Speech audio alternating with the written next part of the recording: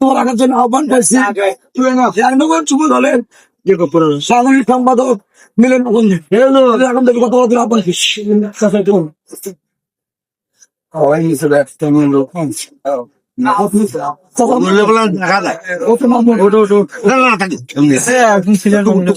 আসসালামু আলাইকুম।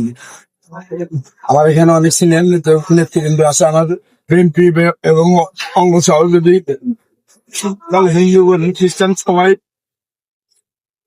নিয়ে একসঙ্গে আমরা ঐক্যবদ্ধ ভাবে কাজ করে আমরা আমাদের যুব দলের পক্ষে কথা দিয়েছিলাম যে আমরা ওয়ার্ড বিএনপি কে নিয়ে অঙ্গ সংগঠনকে নিয়ে আমরা ঐক্যভাবে কাজ করে আমরা স্বাধীন কাউন্সিল লিঙ্ক ভাইকে ধানের শীর্ষে আমরা একটা বিজয় ওনাকে যেন হাতে তুলে দিতে পারি কথা করেছিলাম।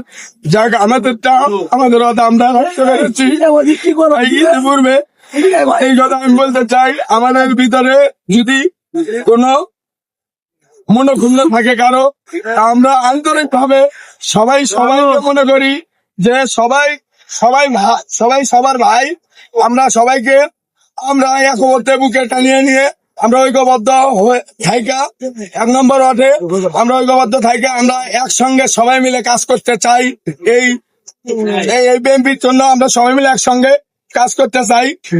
আর কিছু বলার নেই আমার।